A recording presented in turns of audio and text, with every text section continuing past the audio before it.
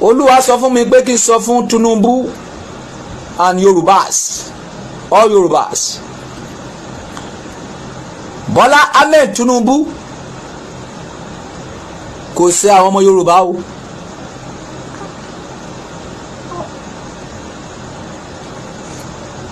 Àwọn ọmọ Yorùbá kò dẹ̀ ṣe Tinubu. Nǹkan tó ń díjà láàrin Tinubu àtọmọ Yorùbá ni wípé ipò tí Tinubu wà, ọlá tó ní, agbára tó ní, ibi tí àwọn ọmọ Yorùbá expect pé kó lò sí, kò lò síbẹ̀. That is the issue. That is what is causing problem. Tinubu tí ẹ bá ní ẹ fẹ́ máa bínú lọ bẹ́ẹ̀ ṣe ń bínú lọ yẹn, ó máa bà ìgbésí ayé yín jẹ́, ó máa bà ìjọba ọ̀run yín jẹ́. Olúwa ní kí n sọ fún yín wípé kẹ́ fi ọwọ́ wọ́nú, kí ẹ jáde, kí ẹ sọ fún gbogbo àwọn ọmọ Yorùbá wípé tí ẹ bá ṣẹ̀ wọ́n pé kí wọ́n má bínú, kí ẹ jọ ṣe meeting tó ní èrò nínú, kẹjọ bára yín sọ òtítọ́ ọ̀rọ̀. Nǹkan tó bá ń bí àwọn ọmọ Yorùbá nínú kó sọ síta, nǹkan tó bá bí ìwọ nínú sọ síta, kẹjọ parí ẹ̀ applicable. That is for Tinubu and Yorubas. If you like, you can follow the instruction.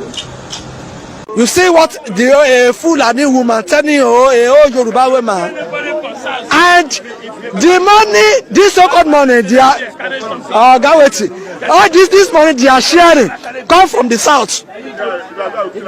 The royalties they get, the money they get from the waterways in the southern part of the country, and with the crude oil money from the Niger Delta, they are sharing it, giving them to the north. And Lagos is getting nothing. God will punish them. From Buhari down to Tinubu, how the APC leaders, God will punish them one by one. This is the end of APC in Nigeria. We told them, Mama Asiwaju Awolowo wants Tinubu, Chief Ayodebajo wants Tinubu. He will never listen, and he has seen what the Fulani man can do to him now. He has never learned from history. The Fulanis, that is how they dethroned the whole. They made Afonja. They made him a useless man in Ilorin. Fulani took over Ilorin and they killed him. Ibrahim Taiwo, he was beheaded. A Yoruba man from Ogbomoso, he was beheaded in Fayewe, Kaduna. Chief Awolowo, that is how he was used, and he was dumped. MK Abiola, that is how he was used. He was killed and his wife was also killed. Nothing happened. And the same thing will happen to Tinubu. And nobody, he will never get sympathy from anybody because he has been warned. That is why. Ní Tinubu àti Adedibu, ta ló halẹ̀ jù? Adedibu was powerful, sir, and influential. Ó ti powerful ṣe bí wọ́n àjọ náà yìí mọ́. Ẹ̀rí mo ṣe gbé ládọ̀jà lẹ̀ ni. Bẹ́ẹ̀ pé èèyàn pa tìǹkó.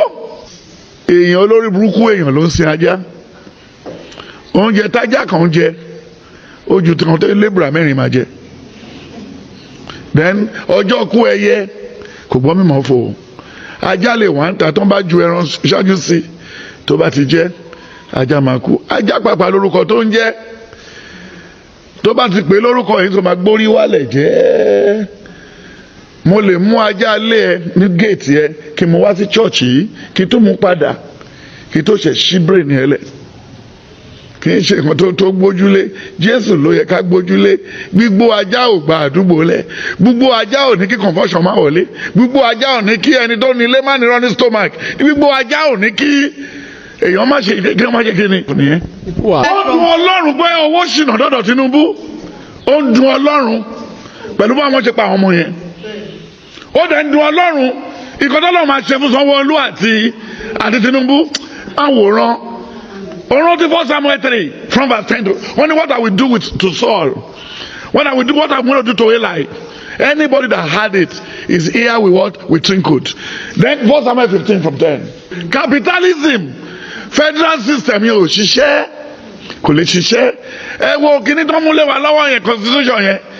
Ìwé yẹn ó ṣe ìwé ìyè, ìwé ikú ni. Nigerian constitution is a death trap. Who is Awolowo? Awolowo is a lawyer. He proved it before he died. Who is Sergeant Miracle? Yes. Who is Oni of Ife? Who is Oni of Ife? Asiwaju Olúbùṣe. O bá tẹ Adé bolẹ̀ kó fi ojú Adé kó fi délẹ̀ báyìí. Ṣíjú Adé kan. Would like àti máa gbọ́rọ̀ àwọn pípọ̀ wọ̀nyí sórí jù. Ojú bóyá àwọn náà ṣe fẹ́ jalè. Ayé ni o tí ì ṣe fún ẹ. Olúbùṣe 2 ni sir. Olúbùṣe 2 ni sir. Oni of Ife. The kìnìún onímọ̀lẹ̀ of Ife sir. Add 4:13. Nílé pẹ́ parí kíní because bóyá o ti gbowó lọ́wọ́ wọn. Sorry sir. Then Isaiah 63 verse 16. Now when they saw the boldness of Peter and John, Yes. and perceived that they were unlearned and ignorant men, they marveled, An ignorant man marvels. Yes. and they took knowledge of them that they had been with Jesus. And beholding the man which was ill standing with them, they could say nothing against him. But when they had commanded them to go outside out of the council, Yes. they conferred among themselves, saying, Yeah. What shall we do to this man? For that indeed a notable miracle had been done by them is manifest to all them. Later they knew that they are all foolish. Jesus proved himself. What? Níbo ni yàtọ̀ sí NNPC àti níbo ni Tinubu ti tún wúlò? No mobile ni sir. Níbo ló ti tún wúlò? Ní báwo ló ṣe débẹ̀? June 12 activists. That was it said. Ọ̀gbàgbé ẹ̀. All these they are just rip off. Romans 11. Yes. Romans 11:22. Wó ilẹ̀ láti ọ̀run wá kí o sì kíyèsí láti ibùgbé ìwà mímọ́ rẹ àti ògo rẹ wá. Níbo ni ìtara rẹ àti agbára rẹ, ọ̀pọ̀lọpọ̀ ìyanu rẹ àti àánú rẹ sọ́dọ̀ wa gbé wà? A dá wọn dúró láì ṣiyèméjì. Ìwọ ni bàbá wa. Bí Abraham tilẹ̀ ṣe aláìmọ̀ wá, Ísírẹ́lì kò sì jẹ́wọ́ wa. Ìwọ Olúwa ni bàbá wa. Olùràpadà wa láti ayérayé ni orúkọ rẹ. Olúwa, nítorí kí ni o ṣe mú wa ṣìnà kúrò ní ọ̀nà rẹ tí o sì sọ ọkàn wa di líle? Tá ń pe Tinubu ní Jagaban. Orúkọ tí wọn ò sọ lọ́jọ́ mẹ́jọ. Ó dẹ̀ ń jẹ́ ẹ̀ẹ́dẹ̀gbá bẹ́ẹ̀. Èèyàn lòun alájì iye èèyàn lòun Boss Mustapha nílùú tọ́lọ́ba tọ́lọ́jọ́yè. Boss Mustapha ṣé orúkọ nìyẹn jẹ́? Ṣé orúkọ nìyẹn? Boss of all bosses sir. Níbo ló bọ́ọ̀sì ó dá lè ṣe ẹlẹ́rìn tó ń gbà sí iṣẹ́ tó lòun bọ́ọ̀sì? Hallelujah. Then 2 Peter 3. 2 Peter 3, 5-10. Then Deuteronomy 19:14. No, Deuteronomy 19, 1-4.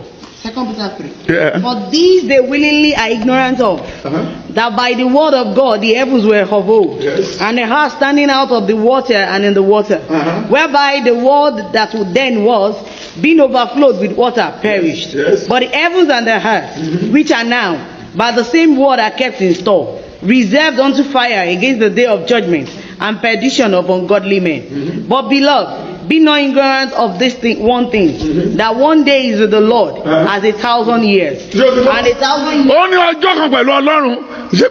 Ṣé wọ́n gbé Tinubu sínú sàrẹ́ tí ò ní jẹrà ni? Ṣé bẹ́ẹ̀ yóò rántí Ìbàdàn ṣá?